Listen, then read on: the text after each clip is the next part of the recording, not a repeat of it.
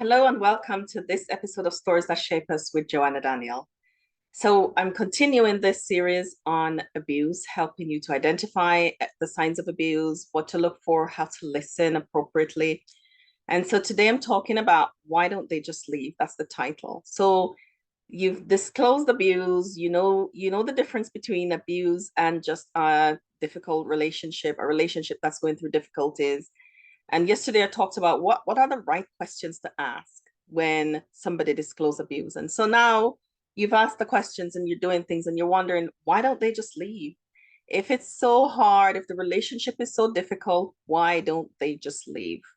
And believe me, yesterday I shared some statistics that I got from Women's Aid that women, especially from minority ethnic communities, Black minority ethnic communities, usually stay up to 20 years, and the reasons are complex why women don't leave.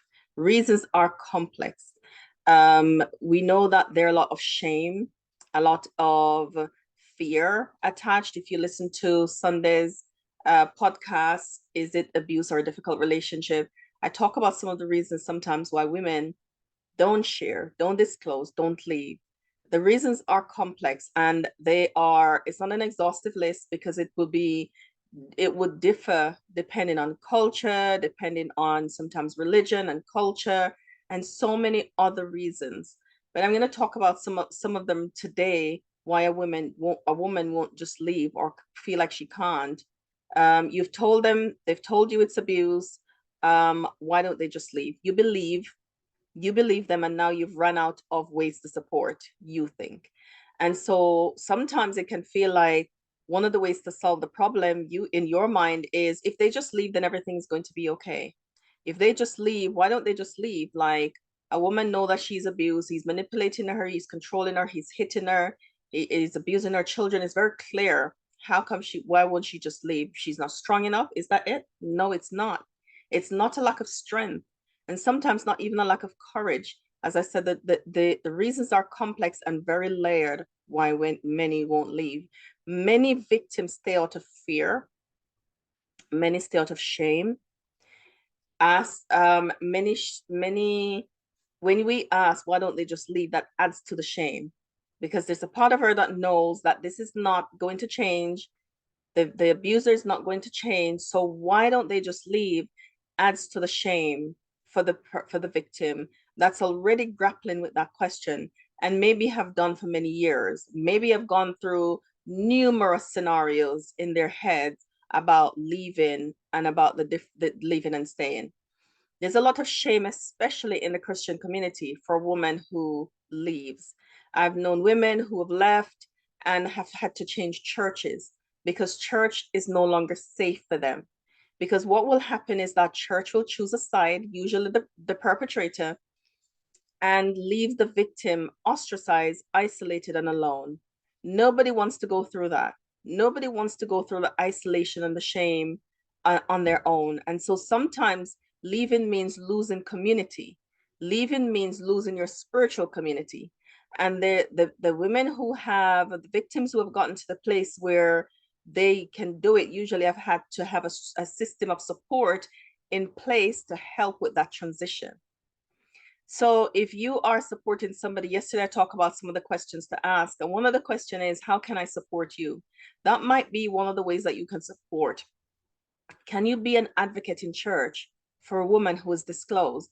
Can you protect her from the people that are going to come at her? Can you protect her from the sharp knives and the jabs and the cruel words that will be said? Can you protect her when she leaves? If she leaves, she might need to go in a safe place where the perpetrator can't find her. Can you help with that process? And so leaving is not simple for many women. And sometimes there are children involved.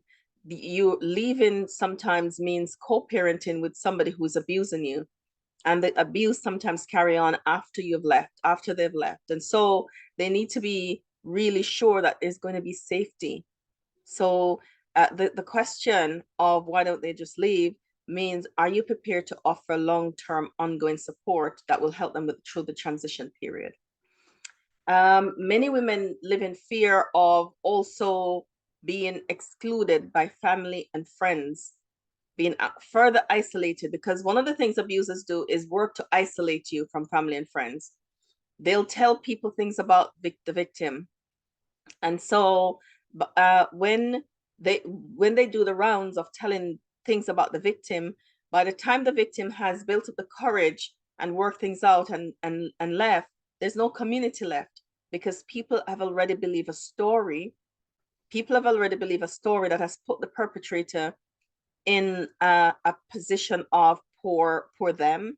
And so that means that the victim is on their own. So the feeling of being excluded, also the shame around sharing family secrets. There's a legacy that we inherit of trauma that says what happens in this house stays in this house.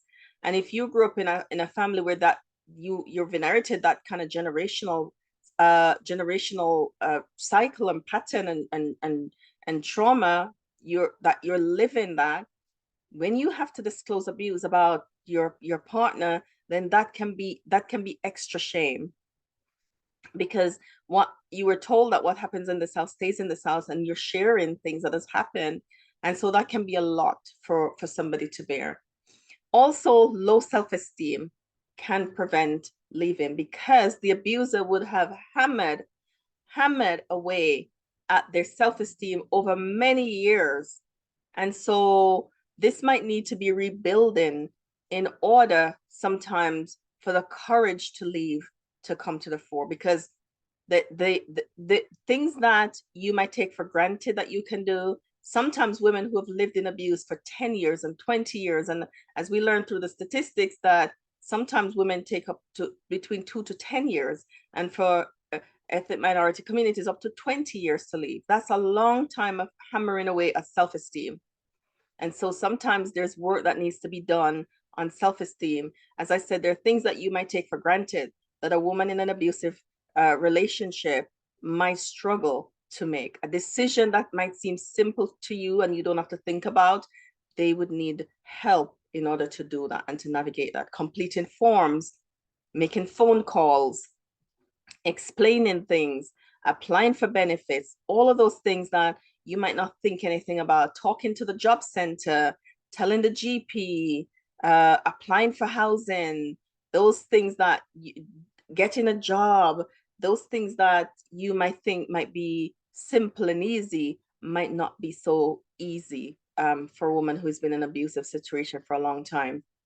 Then there's a fear, because sometimes abusers make threats of, I'll harm you, I'll harm your family, I'll harm the children, the pets. They'll make threats and fear that might seem really real, and they would have carried out some of those threats. And so there's fear as well. So leaving is not an easy thing for a woman to do. It's really complicated. It can be really complex, can be fearful, can be harmful, and it can put her at risk as well. Can put her at risk. And so this is something that needs to be done with guidance, with support, with people who are skilled at dealing with abuse and understand it and know how to support victims.